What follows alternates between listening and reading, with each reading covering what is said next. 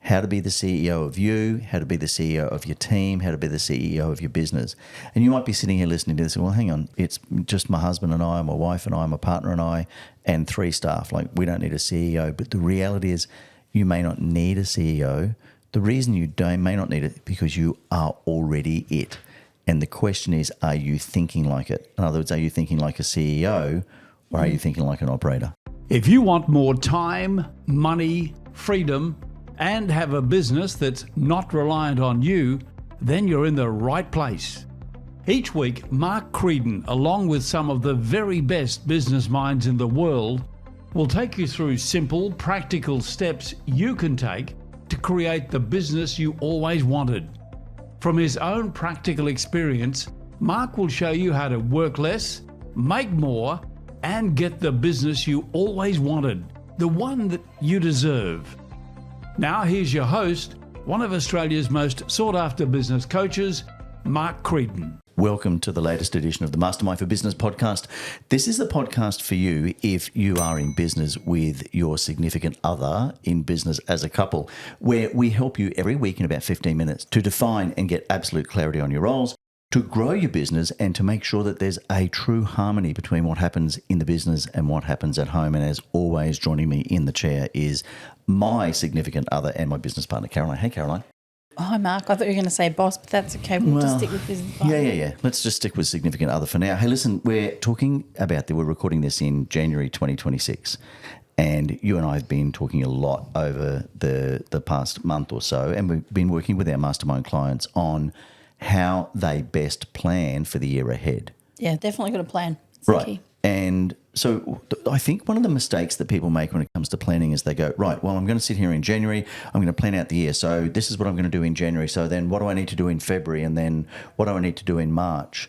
But it's really the wrong way around, isn't it? Yeah, I'm a big supporter of the reverse engineering concept where looking at the ideal goal and the ideal outcome, so not necessarily even goal, it's the ideal outcome of what you really want things to look like in that perfect world of what you want to be doing.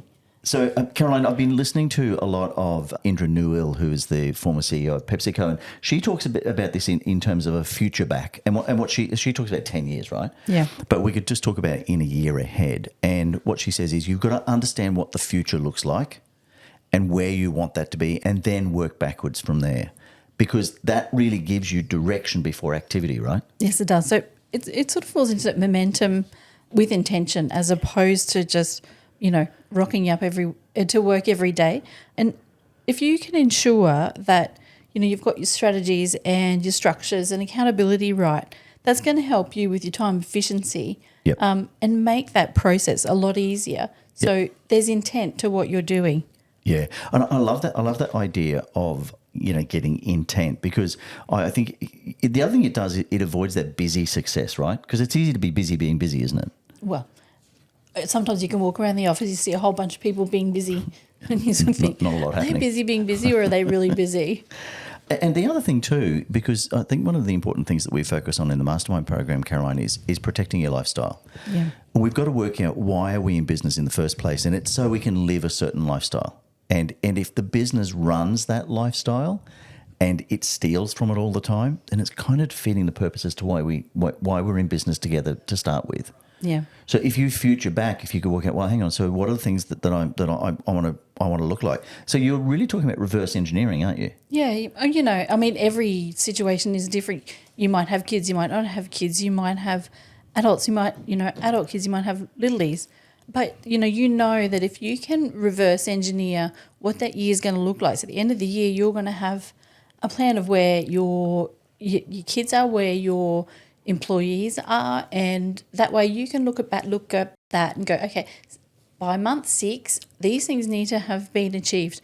By month 3, these things need to be achieved. Yep. And then work that back, and it'll just make life so much easier, and you're more likely to achieve. I agree entirely. We can get into some specifics. What I want to do for the listeners today is actually give them some solid things that they can do, right? Some prompt, some things that are going to prompt them that we can put into place. But I remember we ran an intensive. So part of the Mastermind program is 3 times a year. We get our team together. We get all our clients together. Well, they're like our team, aren't they? Yep. Like our family, our tribe. And we get them together generally on the Gold Coast, sometimes in Brisbane, and we talk about, a particular topic. And I remember a few months back we did one on the Gold Coast where we talked about thinking like a CEO. How to be the CEO of you, how to be the CEO of your team, how to be the CEO of your business. And you might be sitting here listening to this and, well, hang on, it's just my husband and I, my wife and I, my partner and I, and 3 staff. Like, we don't need a CEO. But the reality is you may not need a CEO. The reason you may not need it because you are already it. And the question is, are you thinking like it? In other words, are you thinking like a CEO or are you thinking like an operator?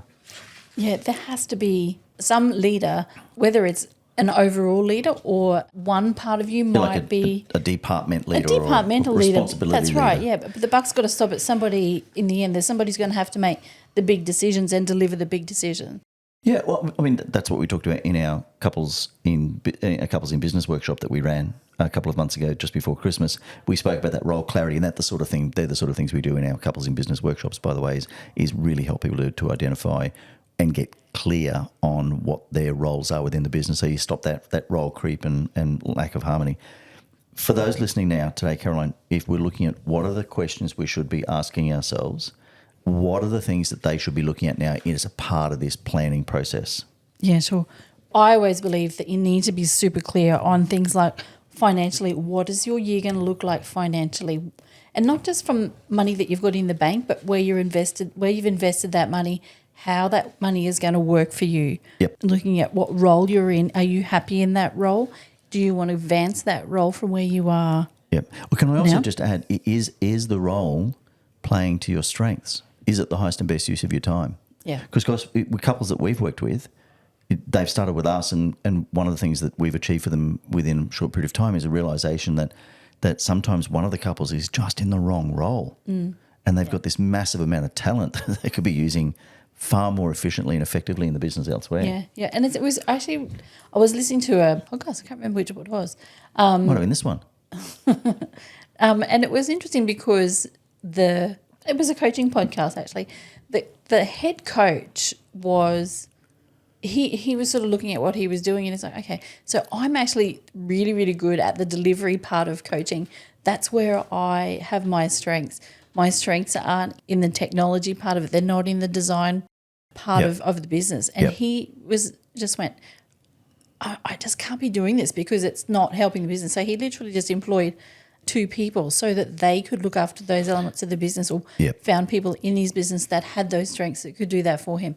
And, he managed to get to a position where he's working 4 days a week. Yeah, can I just add in there? Because if you're listening to this, you might be going, yeah, that's fine, Caroline, right? So what, you work out the shit you don't want to do and you employ someone to do it. Easy said, I can't afford to employ someone. I think sometimes we look at the opportunity cost, or the cost. We talk about ROI, return on investment. We also need to look at COI, cost of inaction. Yeah. Because what we've found time and time again is that when you bite the bullet and you employ someone to do something that you are basically shit at, they do it better, faster, more efficiently, more effectively, and they earn their keep, if you like, really quickly. Yep. But what it does is it frees you up to work in your genius. So invariably what we found is, while there's a little bit of short-term pain, there's some real long-term gain in that strategy, isn't there? Yeah. And it's like now more than ever, there's so many different opportunities about how you can do that in a cost-efficient way. You can utilise your AI tools that are out in business at the moment. Yep. Extraordinary. There's some amazing opportunities there. Well, we had our mind blown on Thursday, didn't we? It was, it's mind-boggling. But exciting things that you can do. And, 5-10 years ago, that didn't exist. Yep. And you can still use your offshore teams and you can share with another business. If you have an alliance with another business and they don't need a full-time marketing person, so maybe you can job share. Yep. Yeah, I mean, you can offshore it, you can outsource it. You can even outsource it to someone who can help you with the AI. Okay, so what does success look like financially? What are the roles that you're in?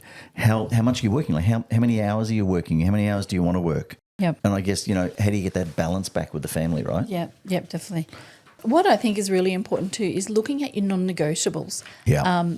I think I'm better at that than you. You are. Because I find that as important as what you really want, because you want to make sure that if you looked at what you were doing in, 2025 and you thought, by the end of the year, I just felt so burnt out. I felt absolutely crappy. Yep. Because I was doing all these things and I wasn't able to do, you might not have been able to look at your health and fitness because you were too busy doing all this marketing, or you're too busy talking to the accountant all the time. So by looking at what your non-negotiables are going to be for 2026, that's going to help you achieve that. Yep. So that at the end of the year, you can look back and go, boom, I nailed it this year.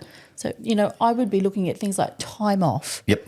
How much time do you want to have off? Yep. What sort of health and energy outcomes do you want to have? Yep. And what sort of family and relationships time do you want to spend? Yeah, and I think the thing about that is that, people say, I just haven't had time. Because time management is nonsense. We've spoken about this lots of times, right? It's about priority management. So if you set up now and go, okay, by the end of this year, I want to be able to look back on 2026 and I want to say, well, do you know what? I took this amount of time off. I spent this amount of time doing the things that mattered with my family.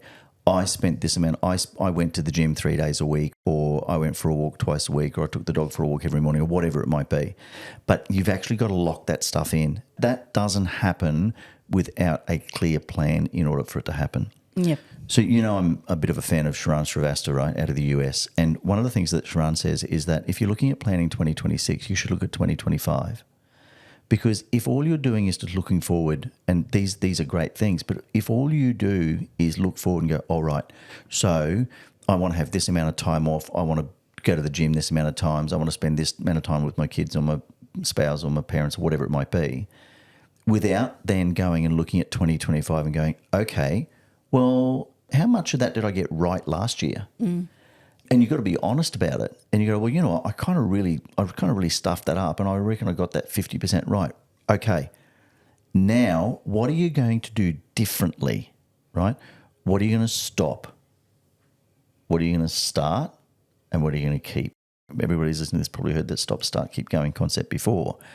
But this is really just in relation to looking back. And one of the things he says is go through your calendar. Go through your calendar for 2025 and be honest. Look at all those things in your calendar.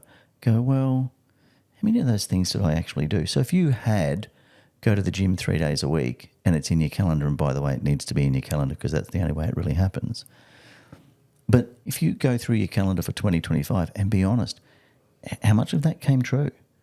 So then what are you going to do if you draw a line at the end of 2025 and then just make out this lovely plan, like a bit utopic, isn't it? Yeah, looks really nice. Look how good am I? This is what I'm going to do in 2026. It's going to be amazing. I'm going to be amazing. My life's going to be perfect.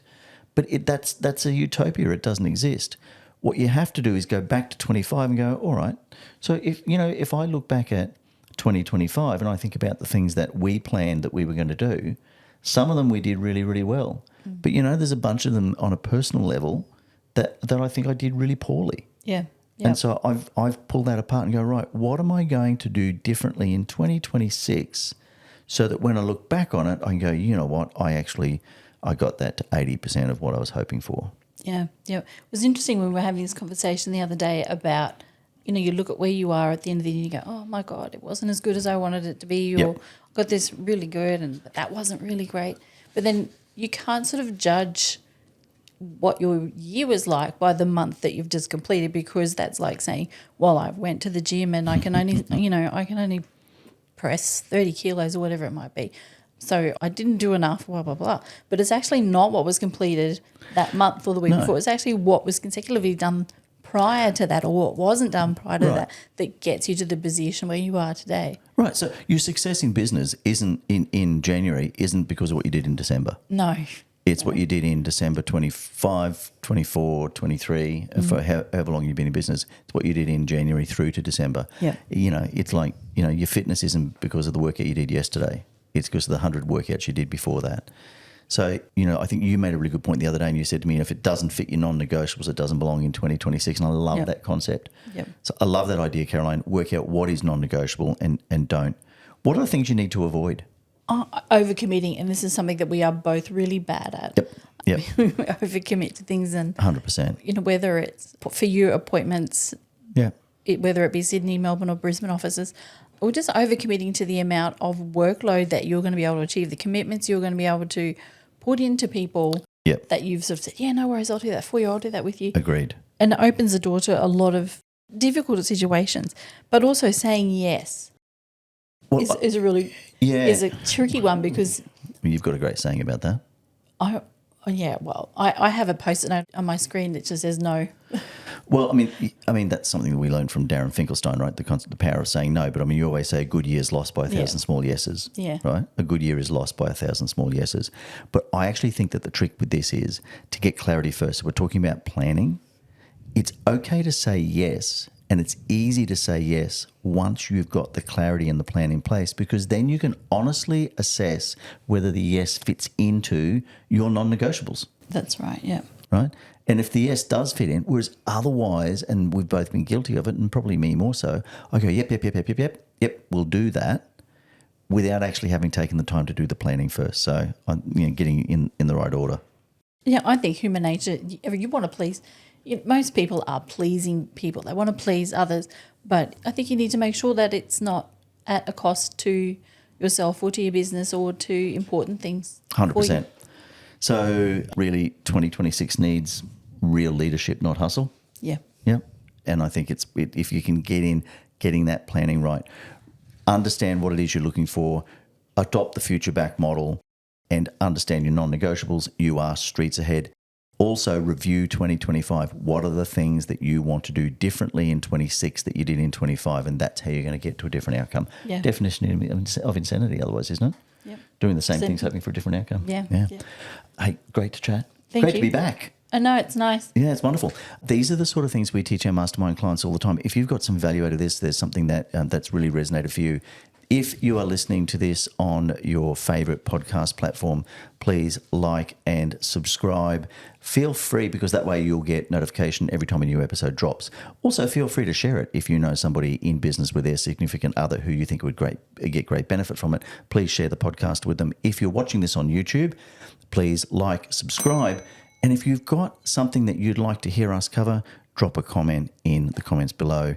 Until such time as we chat next in the Mastermind for Business podcast, please make sure that you spend time with those who matter most.